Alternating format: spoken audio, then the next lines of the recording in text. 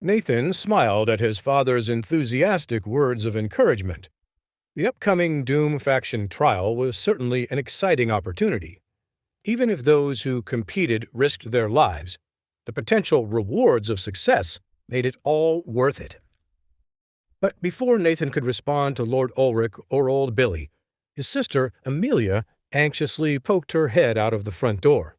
She had been listening in on their conversation, and the thought of Nathan risking his life for no good reason concerned her greatly. Be careful, Nathan. If you go and do this trial, just remember us all back here at home.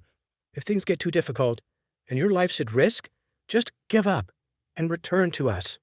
After everything we've been through together, I won't lose you to another stupid evaluation. Amelia came out from behind the door and embraced her little brother as she spoke.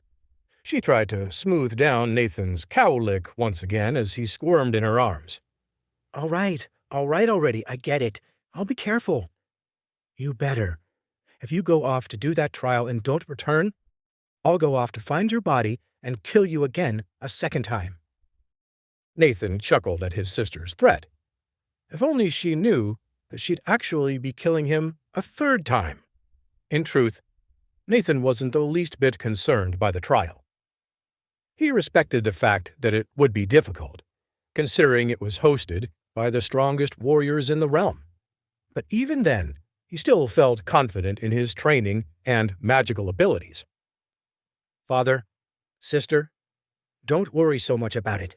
After all, you've seen what I'm capable of. Nathan laughed confidently at his family as they nodded their heads.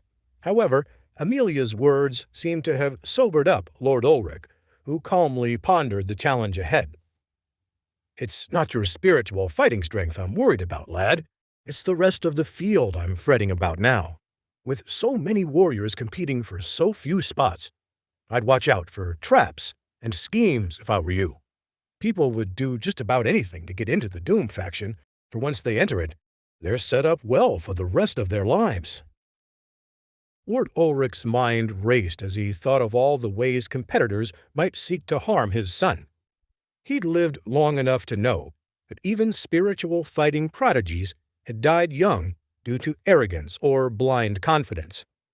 Everyone in the kingdom of Calandria knew that raw talent was hard to come by, but a strong warrior with a sharp mind was an even rarer phenomenon. Nathan smiled as he finally got free of his sister's grasp. It'll all work out fine, Father. Just wait and see. I may be confident, but I'm not one to underestimate my opponent's abilities. After all, Nathan Hayfield was a warrior whose soul had lived 2 lifetimes. Even in his past life, he'd been wise enough to thoughtfully consider his opponent's strengths. The next morning, Nathan said his goodbyes to the villagers in Dunshire and to his father and sister. After a few more words of encouragement, he set off for Godricshall, where all spiritual fighting youths in Godricsland who wished to participate in the trial were told to rally. As he rode a horse across the desolate cobblestone road, past rolling hills and forests, his mind began to wander. Although there were plenty of reasons to compete in the trial, Nathan mostly just wanted access to the Doom faction secret library. The strange markings found on the boot print at his mother's murder scene drove him crazy as he tried to decipher what it meant. He'd spent countless nights since the battle with House Raven in the small library in Ravenswood. There, he scoured the scrolls and ancient tomes for any sign of the marking, to no avail. Eventually, he'd resigned himself to Deputy Officer Kane's notion that he would only find the truth behind the markings if he went to meet with Doom Faction's scholars at their library. If I must become a Doom Faction acolyte, then so be it.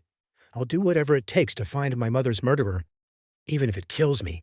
After all, I never knew my previous life's mother either, and so if I can get justice for this one, I'll feel as though I have helped them both. Nathan slowed his horse and took a deep breath. He had reached a small grove of elderberry trees, which swayed in the wind as he listened for any sounds of life nearby. Almost immediately, he detected someone following him. Rather than draw his sword, Nathan couldn't help but sigh and shake his head. He could smell his stalker's spiritual energy and recognized it almost immediately. Baelor, I see you. Get out from those bushes and come talk to me. A nearby bush sighed, and Baelor Graham reluctantly trudged out from the thick foliage and stood beneath his friend. What were you doing in there? What's gotten into you? I didn't see you at the farewell party this morning. Because I have no desire to say farewell to you, Nathan. I wish to journey with you to Godricshall. I want to compete in the Doom faction trial with you and make my father proud. Baelor, listen to me. There's a good chance you'd die if you competed in that trial now. You've grown stronger, for sure, but you'd be facing hundreds of warriors with more spiritual power than you. If you want to honor your father, keep training in Dunshire, and don't risk dying unnecessarily.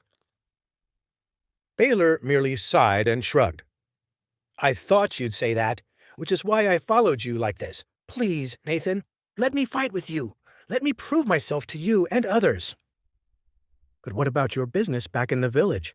What about the life your father gave you there? That was his life and his business, not mine. Besides, I always wanted to travel the lands of the realm more anyways. You know, the farthest I've gone from home is Godricshall. Perhaps now I'll get to see more of the rest of the kingdom. That is if you'll let me come with you. Nathan pondered what to do for a moment, as his horse grazed on a nearby shrub. If I send Baelor back, he'll resent that for the rest of days. But if I let him journey with me, he might wind up dead or crippled in some awful way. Dang it!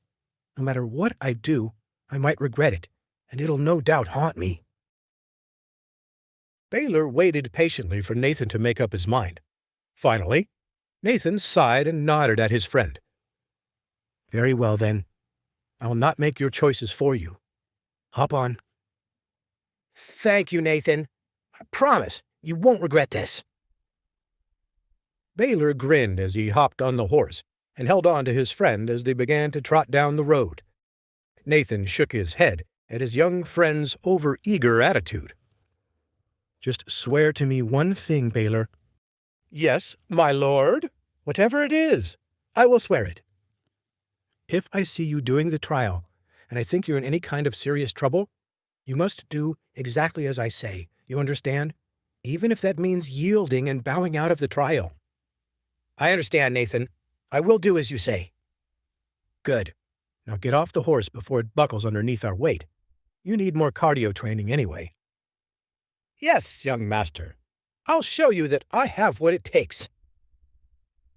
Nathan chuckled at his young friend's brashness as Baelor jumped off of the horse and began to run alongside him. Nice.